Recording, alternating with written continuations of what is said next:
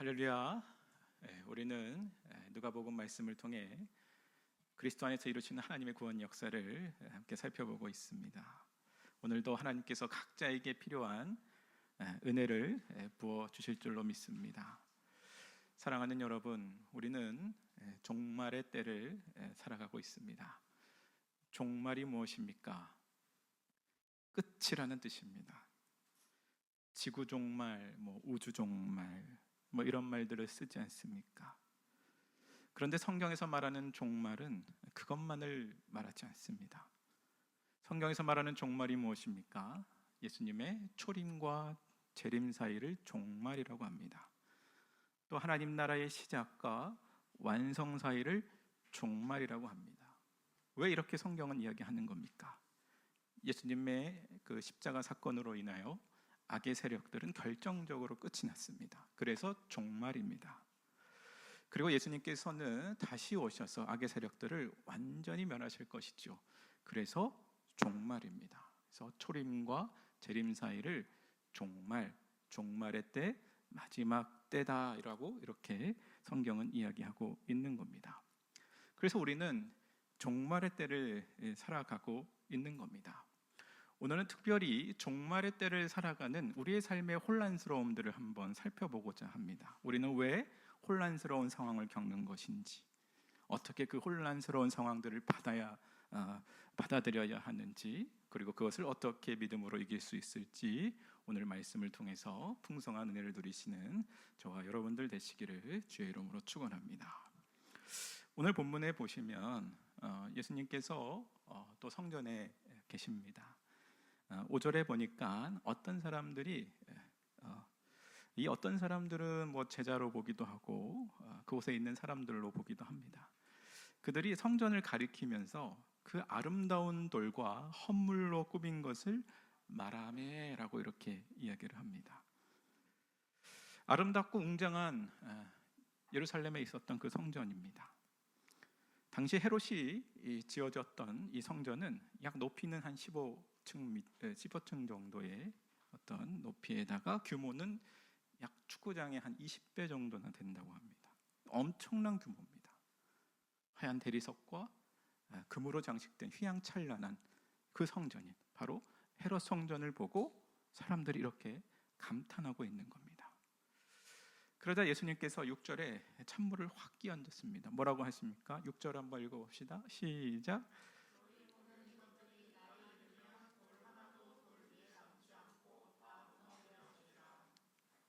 여러분 이상하지 않습니까? 점심시간에 선한목자교회 앞에 가셔서 이거 돌 위에 돌 하나 남기지 않고 무너질 겁니다. 이런 얘기를 해보시길 바랍니다. 미친 사람 소리를 듣죠. 우리에게는 이 성전이 무너진다라는 이 사건이 그리 우리에게는 와닿지 않습니다. 우리는 유대인이 아니라 한국인이기 때문에. 근데 유대인들에게 이 성전은 매우 특별합니다. 그들에게 있어 성전의 의미는 뭡니까? 하나님이 그들과 함께 계신다는 증거입니다. 하나님께서 그들을 버리시지 않을 것이라는 증거가 바로 이 성전입니다. 그런데 문제는 그들은 성전에 대해서 역사적 트라우마가 있습니다. 성전이 2번 정도 무너졌습니다. 첫 번째 언제 무너지죠? 주전 586년에 바벨론의 침공에 의해 성전이 무너집니다. 그 두 번째 언제 무너집니까? BC 167년에 헬라 제국에 의해서 지도자들과 백성들이 다 포로로 끌려가고 엄청난 이 박해와 어떤 이 수치를 당한 사건이 바로 이 성전 파괴에 대한 그런 역사라는 겁니다. 그들이 듣기에는 매우 충격적인 것이죠. 혼란스러울 수밖에 없는 겁니다. 그래서 사람들이 이렇게 묻는 거예요. 7절에 보면 선생님이여 어느 때에 이런 일이 일어나겠사오며 이런 일이 일어나려 할 때 무슨 징조가 있사오리이까? 징조에 대해서 묻습니다. 왜 징조에 대해서 묻는 겁니까? 이것을 마주하기 싫은 것이죠. 피하고 싶은 겁니다. 이 끔찍한 저주에서 벗어나고자 하는 그들의 심정입니다. 그래서 예수님께서는 이 8절에서부터 쭉 이 일이 일어나기 전에 이 징조에 대해서 아주 자세하게 구체적으로 설명을 합니다. 어떤 징조입니까? 8절에 보면 거짓 메시아가 등장한다고 하죠. 그래서 미혹을 받지 않도록 주의하라. 또 9절에 보면 난리와 소요의 소문을 들을 때, 난리와 소요의 소문이 있을 것이고, 그 다음에 또 10절 한번 봅시다. 10절에 보면 민족이 나라가 나라가 크고 작은 전쟁을 의미합니다. 그리고 11절에 보면 곳곳에 큰 지진과 기근과 전염병이 있겠고, 그리고 무서운 일, 하늘로부터 큰 징조가 있을 것이다, 이렇게 얘기합니다. 또 12절과 17절에 보면 박해에 대해서 이야기하는데, 그 박해의 원인을 뭐라고 얘기합니까? 이 모든 일이 일전에 내 이름으로 말미암아. 17절에도 너희가 내 이름으로 말미암아, 예수님의 이름으로 말미암아 미움, 박해, 버림을 받게 된다는 겁니다.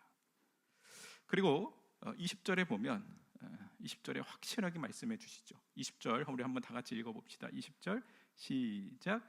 너희가 예루살렘이 군대들에게 에워싸이는 것을 보거든 그 멸망이 가까운 줄 알라.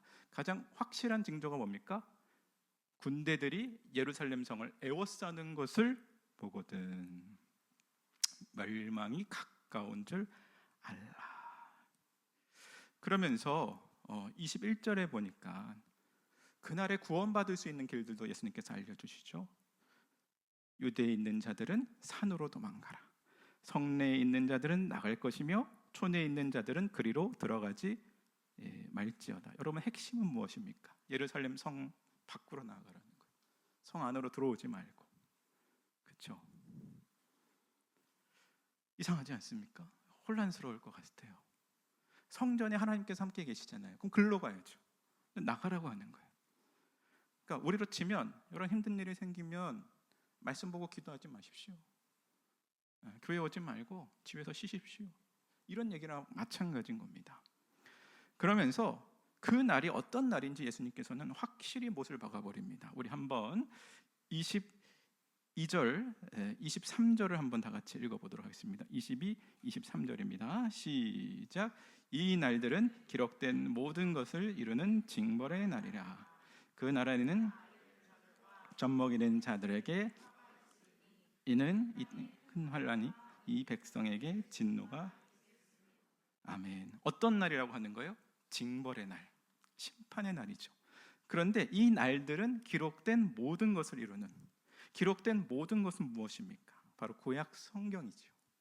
이사야 29장 6절에 보면 만군의 여호와의 징벌을 받을 것이니 곧 우레와 지진과 큰 소리와 회오리 바람과 폭풍과 맹렬한 불꽃으로 그를 징벌하실 것이라. 아멘. 이 날이 어떤 날입니까? 예루살렘 성전이 무너지는 날. 구약 성경의 예언대로 하나님의 그 공의로운 심판이 임하는 날이라는 겁니다. 갑작스럽게 예루살렘 파괴에 대한 예언을 하신 것이 아닙니다. 이것이 쌓여져 온 겁니다. 구약 시대에서부터. 하나님을 섬기기도 했지만 우상도 숭배했고, 그들은 이웃을 사랑하기는커녕 이웃의 것을 착취하며 살아갔던 그들입니다. 두 차례나 성전 파괴의 경험을 겪었음에도 불구하고 여전히 하나님의 뜻 가운데 살아가지 못했던 그들을 하나님께서 심판하시는 것이죠. 사랑하는 여러분, 왜 성전 파괴를 하나님께서 이렇게 예수 그리스도를 통해서 알려주시는 겁니까? 그들을 구원하기 원하시는 겁니다. 심판의 메시지는 곧 구원의 메시지입니다. 여러분, 정말 이 사건이 일어났습니까? 이 사건은 실제로 역사적으로 일어났습니다. 언제? AD 70년에 로마 제국의 티투스 장군에 의해서 예루살렘 성이 예수님이 말씀하신 대로 돌 하나 돌 위에 남김없이 다 무너집니다. 기록에 따르면 110만 명의 사상자 9만 7천 명이 포로로 끌려갑니다. 24절에 보면 그들이 칼날에 죽임을 당하며 모든 이방에 사로잡혀 가겠고 예루살렘은 이방인의 때가 차기까지 이방인들에게 밟히리라.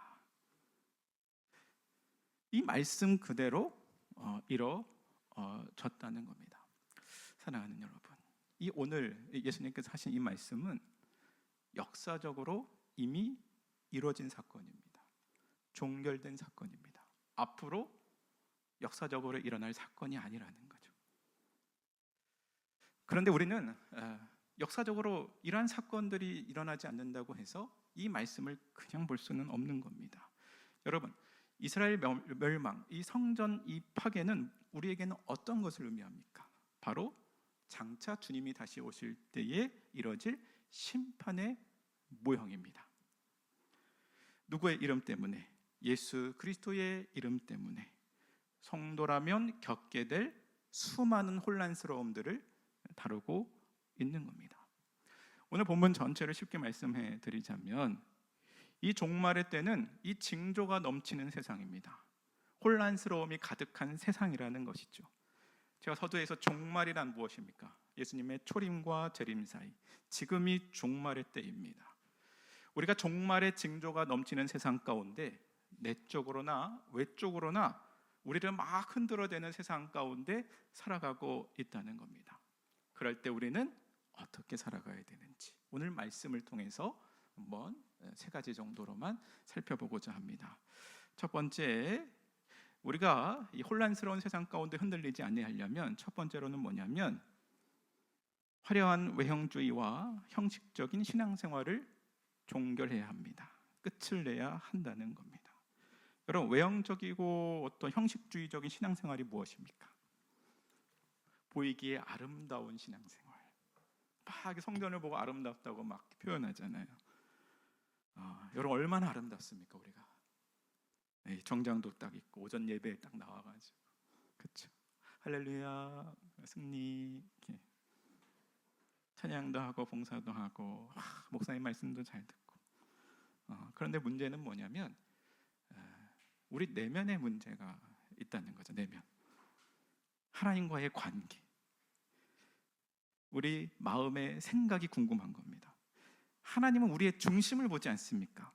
사람은 속일지 몰라도 결국 우리 심판주이신 하나님은 절대로 속일 수가 없다는 겁니다. 화려한 외형주의와 형식주의적인 신앙생활을 추구하는 사람들이 보통 큰 교회를 찾는다고 합니다. 왜 그러냐면 적당히 숨어서 신앙생활이 가능한 곳이 바로 그런 곳입니다. 목적이 복음이 아니어도 그곳에서는 신앙생활이 가능합니다. 하나님이 원하시는 거룩의 삶으로 나아가지 아니하여도 그 누가 뭐라고 하는 사람이 없는 곳이 바로 그곳입니다. 주일에 시설 좋은 어떤 예배당과 전 부럽긴 하더라고요.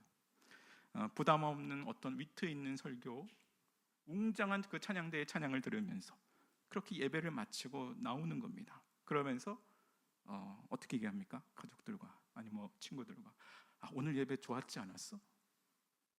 대단하지 않았어? 우리 교회 정말 좋다. 고로 나도 괜찮은 사람이다. 이렇게 생각하는 사람들이 있다고 합니다. 다 그런 건 아닙니다. 반대로 또 소규모의 교회를 찾는 사람들이 또 증가하고 있다고 합니다. 왜 그러냐면 자신의 화려한 이 외형주의, 이 형식주의의 그 신앙생활을 인정받기를 원한다는 겁니다. 내가 사람도 없는데 한 자리 내가 차지해 주는 것만으로 목사님은 나를 인정해 줘야 돼. 고맙게 여겨야 돼. 복음이 아니고서는, 주님을 따르는 것은 아니고서는 다른 것으로 막 채우고자 하는 겁니다. 사랑하는 여러분, 이 문제는 우리도 참 조심해야 될 부분이라고 저는 생각을 합니다. 우리가 성경적 교회를 추구한다, 정회원 제도를 한다, 어떠하면 어떤 세련된 종교적 포장지에 우리를 감춰낼 수 있다는 겁니다. 우리 교회는 진리에 있어서 절대 물러서지 않으니까, 잘 훈련된 회원들이 존재하니까 이렇게 종교적 이 아름다움의 이 포장지에 가린 우리 내면의 그 황폐함을 다뤄내지 않으면 우리는 하나님 앞에 이 예루살렘 이 심판처럼 책망받을 수도 있다는 사실이라는 것이죠. 그것이 하나님 앞에 죄이며 반드시 무너져야 될 문제라는 것을 오늘 본문이 이야기하고 있는 겁니다. 17세기 청교도 목사 매튜 미드가 쓴 유사 그리스도인이라는 책이 있습니다. The Almost Christian. 거의 그리스도인이 되었으나 결국은 되지 못하는 사람들을 향해 경고하면서 쓴 책이 바로 유사 그리스도인.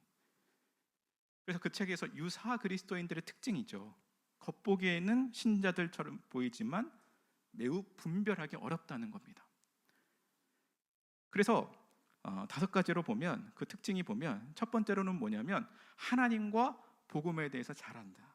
근데 이 시대가 하나님과 복음에 대해 잘 몰라. 그럼 유사 그리스도인도 안 되는 거예요. 그러면 이 시대가 그렇습니다. 두 번째는 뭐냐면 외적인 열심과 어떤 성화의 열매도 있다고 합니다. 말씀도 보고 기도도 하고 찬양도 이렇게 하고 그런답니다.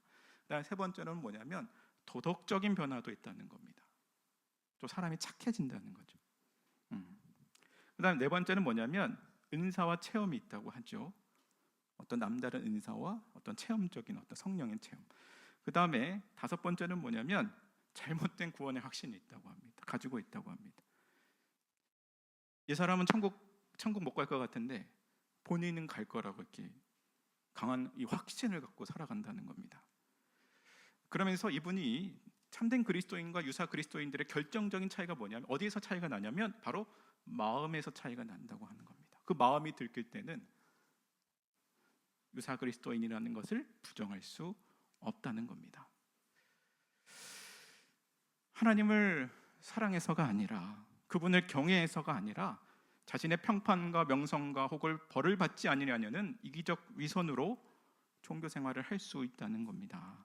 그런데 문제는 언제 발생합니까? 그 마음의 문제가 있을 때, 고난과 시련이 닥칠 때, 오늘 본문처럼 혼란스러운 상황들이 그리스도의 이름으로 펼쳐질 때에 신앙의 밑바닥은 반드시 드러나게 되어 있다는 겁니다. 사랑하는 여러분, 우리를 흔들어내는 이 세상 가운데 화려한 외형주의와 형식주의적인 신앙생활은 아무런 능력도 발휘하지 못함을 기억하시길 바랍니다. 우리는 주님과 진실된 관계, 그분과의 교제, 그분의 뜻의 복종입니다. 그럴 때 펼쳐지는 흔들림 많은 세상 가운데 우리는 승리의 길로 나아가게 된다는 것입니다. 바로 이 말씀을 기억하시면서 믿음으로 살아가는 저와 여러분들 되시기를 주의 이름으로 축원합니다. 두 번째로, 그래서 우리는 또 어떻게 해야 됩니까? 흔들리는 세상 가운데 우리 흔들리지 아니하려면 급변하는 환난의 환경 속에서 하나님의 섭리를 신뢰하며 영적인 평정심을 가져야 됩니다. 간단하게 설명해 드리면 어떤 상황 가운데서도 여러분 영적인 평정심을 가져야 한다는 이 말입니다. 오늘 본문 우리 9절을 다시 한번 읽어보도록 하겠습니다. 9절, 우리 9절 다시 한번 읽어보도록 하겠습니다. 시작.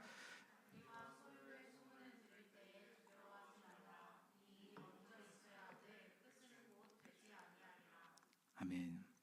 여기서 이 끝은 언제를 말하는 거예요? 주님 다시 오실 때. 근데 이 일이 먼저 있어야 한다. 여기서 이 먼저 있어야 한다, 이 헬라어 동사를 헬라어 데이로 씁니다. 보통 복음서에서 이 단어가 쓰일 때는 어쩔 수 없는 운명이 아니라 하나님의 계획과 섭리 가운데 필연적으로 일어나는 일들이라고 그렇게 쓰여지고 있다고 합니다. 여기서 신학자들은 신적 필연성 단어다. 신적 필연성. 사랑하는 여러분, 이 세상 가운데 혼란스러운 일들 있잖아요. 신적 필연성이다. 신적 필연성이다. 3번 반복했어요. 하나님의 뜻을 이뤄가실 때에 반드시 거쳐야 될 과정이라는 것이죠. 여러분, 한 가지는 분별하셔야 돼요. 어떤 혼란스러움이 왔어. 이게 주님의 이름 때문에 온 것인지, 내 욕심과 정욕 때문에 온 것인지, 아니면 섞여 있는 것인지 마음 깊이 들어보면 이건 다 알 수 있는 겁니다. 예를 들어 사랑하는 사람이 오늘 본문에서처럼 막 등을 돌렸어. 또 어떤 물질적, 또 정신적 손해를 입었습니다. 그 문제의 근원이 그리스도 때문이라면, 그럴 때는 내가 그리스도의 길에 서 있다라는 그 확신을 가지고 넘기셔야 돼요. 털어버리셔야 돼요. 영적 평정심입니다. 목사님, 말은 쉽죠. 그러나 실제로 겪으면 굉장히 쉽지 않습니다. 왜 이런 일들이 벌어지지? 오늘 본문에서도 16절에 심지어 부모, 형제, 친척과 벗이 너희를 넘겨주어 너희 중에 몇을 죽이게 하겠고 가족 간의 불화, 또 모든 사람들로부터 17절에 보면 모든 사람에게 미움을 받을 것이나, 모든 사람들로부터 미움을 한번 받아보셨어요? 쉽지 않아요. 연예인들 왜 자살합니까? 갑작스러운 어떤 일들 때문에 자기를 좋아했던 팬들이 다 등을 돌리는 거잖아요. 정말 쉽지 않습니다.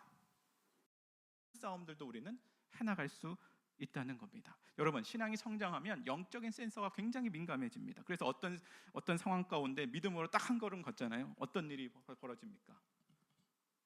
좋은 일들, 안 좋은 일들 다 벌어집니다. 앞으로 벌어질 일들도 다 예상이 됩니다. 이런 신체적, 영적인 어려움들을 겪겠구나.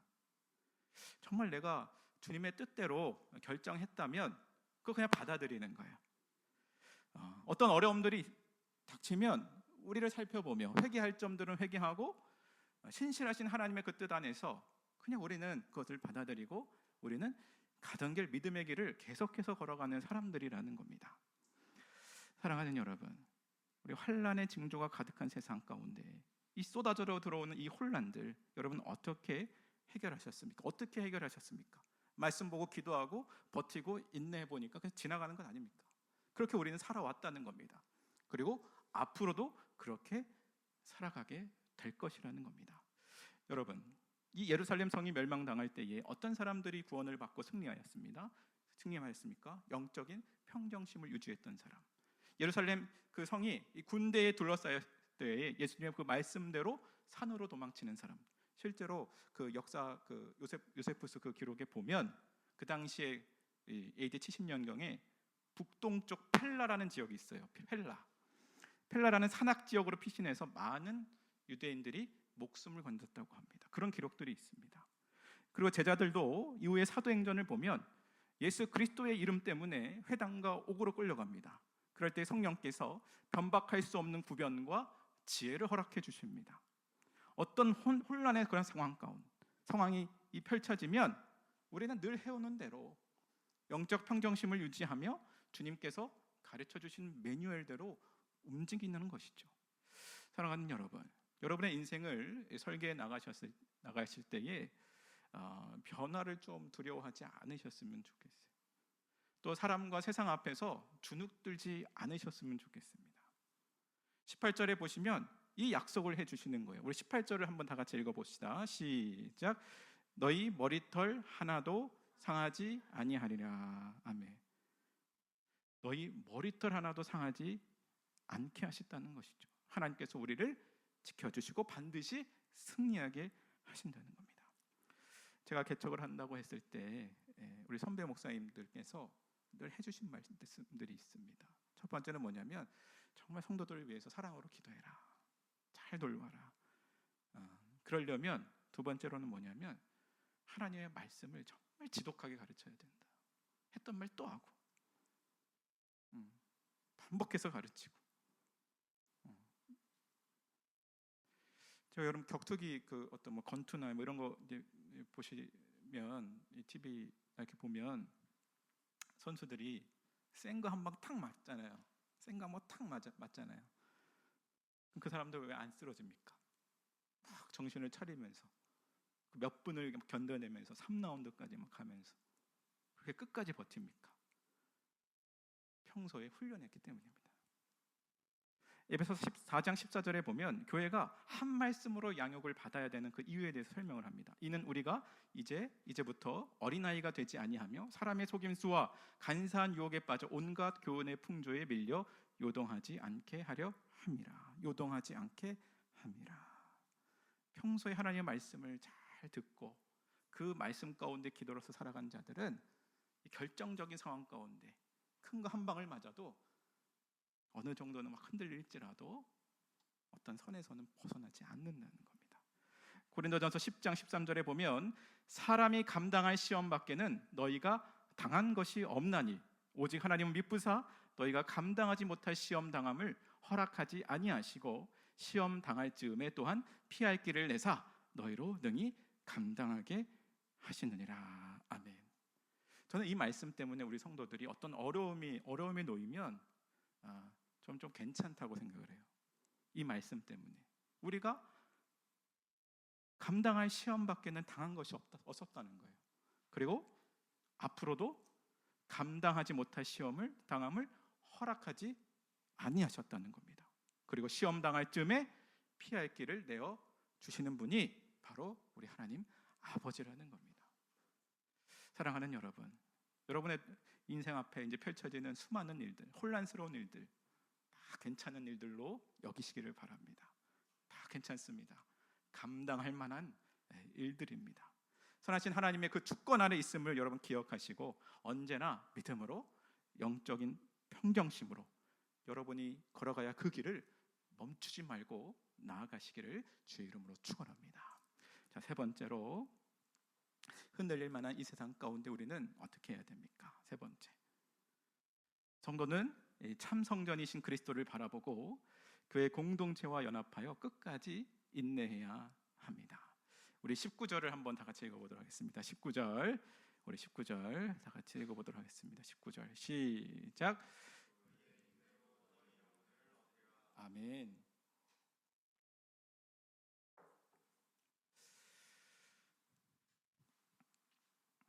사랑하는 여러분, 하나님께서 왜 이 성전을 무너뜨리시는 겁니까? 이제 하나님께서 보내주신 예수 그리스도가 참된 성전이기 때문에 그런 겁니다. 그분만을 바라보고 그분만을 의지하라는 뜻입니다.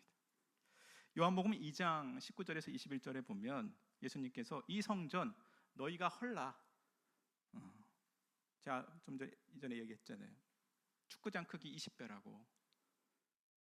근데 예수님께서 뭐라고 하시냐면 내가 사흘 동안 이 성전을 일으키겠다. 유대인들에게는 이 성전이 전부인데 그들의 삶의 그 중심일 텐데 헐라 내가 사흘만 일으키겠다.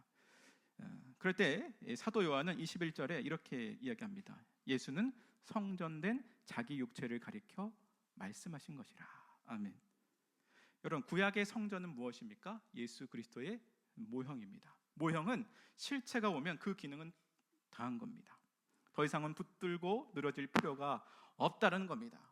아무리 아름답고 웅장한 성전이라고 할지라도 그리스도 없이는 아무것도 되지 않는 그런 하나님 앞에 드리는 예배라는 것이죠. 그래서 예수 그리스도가 없는 형식적인 신앙생활은 힘을 낼 수가 없는 겁니다. 예수님께서 자신을 무엇이라고 칭했습니까? 성전된 자기 육체. 그리고 우리는 믿음으로 누구와 연합되었죠? 성전된 예수 그리스도와 연합된 무너지지 않는 성전이 된 자들이 바로 저와 여러분들입니다. 여러분, 성전은 하나님의 임재의 상징입니다. 우리가 그리스도와 연합으로 하나님과 깊은 교제를 누립니다. 하나님 우리와 영원히 함께 하심으로 우리가 무섭고 할 수 없었던 일들을 가능케 만들어 주셨다는 겁니다.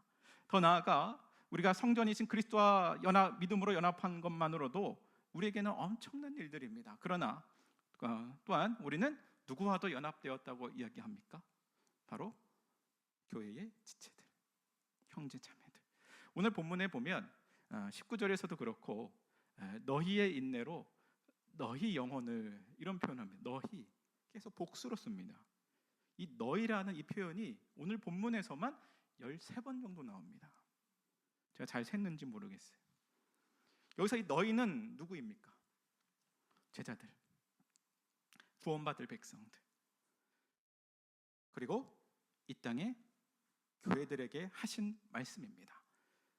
이 너희를 또 이 서신서에서 보면, 사도 바울의 서신서에서 보면 우리로 표현합니다. 왜 예수 그리스도의 그 플레임이 우리 주 예수 그리스도입니까? 그 우리가 뭡니까? 교회의 머리 대신, 교회의 머리 대신 우리 주 예수 그리스도, 이렇게 표현을 합니다. 아무리 믿음이 좋은 사람이라도 예수 그리스도를 믿고 따르는 길 가운데 큰 펀치로 한 방 맞은 것 같이 큰 혼란스러움을 겪으면 혼자서 그것을 견디고 이겨낼 재간은 없습니다. 영적인 평정심, 그것이 뭔데요? 절대로 혼자서 이겨낼 수가 없다라는 겁니다. 인간은 연약합니다. 고통에 취약합니다. 그래서 성경은 자꾸 무엇을 이야기하는 겁니까? 혼자서는 안 된다. 너희로서는 가능하다. 전도서 4장 12절, 한 사람이면 패하겠거니와 두 사람이면 맞설 수 있나니 세 겹줄은 쉽게 끊어지지 아니하느니라. 각 개인으로는 할 수 없지만 그리스도 안에서 연합된 형제 자매로서, 교회로서는 할 수 있다라는 겁니다. 세상은 우리의 삶 가운데 혼란이 올 때에 우리에게 속삭입니다. 아무도 믿지 마라. 네가 손해보지 않으려면 네 혼자 살아갈 길을 찾아야 한다. 이것이 우리에게는 난리와 소문입니다. 정말 말씀으로만 됩니까? 교회적 삶이 우리의 한계와 결핍을 정말 뛰어넘게 합니까? 내 안과 밖에 이 불안과 염려를, 그 혼란스러움을 잠재울 수 있습니까? 믿으십니까? 하나님께서는 약속해 주신 거예요. 내 이름으로 모이는 곳, 이곳 교회 가운데서는 나도 그들 중에 있느니라. 각 개인으로서는 안 된다는 거예요. 누구로는 가능하다고요? 참된 성전이신 예수 그리스도와 연합하고 또 형제자매와 연합된 교회로서는 가능하다는 것이죠. 사랑하는 여러분, 예수님께서 겪으신 그 공생의 일들을 생각해 보면 예수님도 홀로 감당하지 아니하셨습니다. 첫 번째로 우리가 믿는 예수님은 어떤 분이십니까? 한 분이시지만, 다시, 우리가 믿는 하나님은 어떤 분이십니까? 세 분이시지만 한 분이십니다. 이걸 뭐라고 부르죠? 삼위일체 하나님.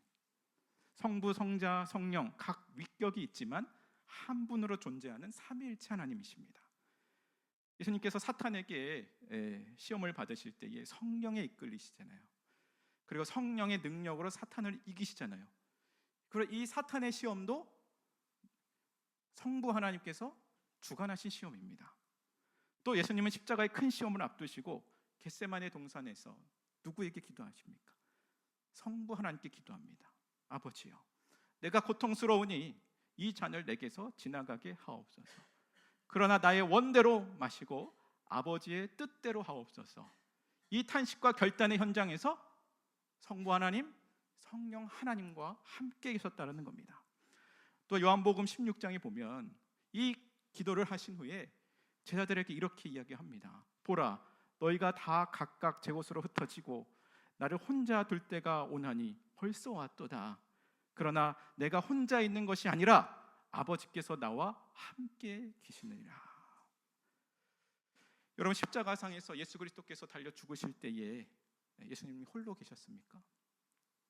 그렇지 않습니다. 예수님이 오전 9시 정도에 그 십자가에 못이 박혀서 탁 매달려 계십니다. 그리고 약 3시간 정도가 지나서 낮 12시 정도에 해가 완전히 빛을 잃고 사방에 짙은 어둠으로 암흑이 깔렸다고 합니다. 그리고 오후 3시쯤 그 어둠이 끝나갈 무렵 예수님의 숨이 끊어졌습니다. 대부분의 이 신학자들은 이 어둠의 시간을 어떻게 해석합니까? 죄인을 구원하시기 위해 아들을 내어주시는 우리 성부 하나님의 무한한 슬픔과 고통으로 해석을 합니다. 바로 이 삼위일체적으로 성부, 성자, 성령이 하나이듯 교회도 우리 각각의 지체가 있지만 결국 한 몸입니다. 하나라는 것이죠. 이 삼위 하나님의 형상을 닮은 우리가 하나님의 참된 백성이요, 이 혼란스러운 이 세상 가운데 믿음으로 승리할 수 있는 존재라는 겁니다. 예수 그리스도께서도 홀로 인내하지 아니하셨는데 여러분 혼자서 하겠다고요?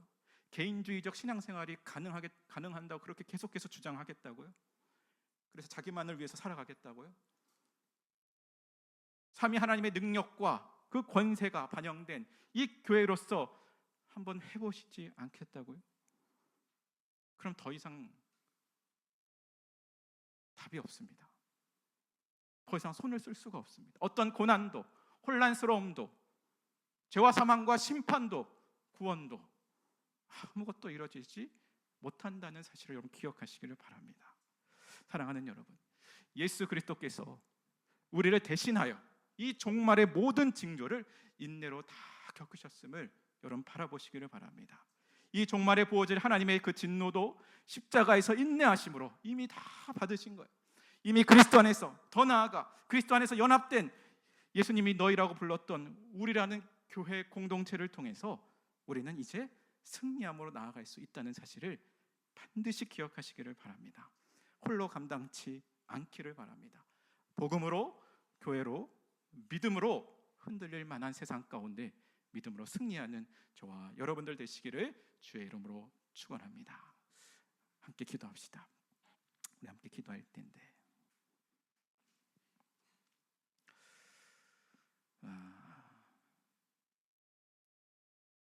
우리는 종말의 이때를 살아갑니다. 혼란이 많은 시대를 살아갑니다.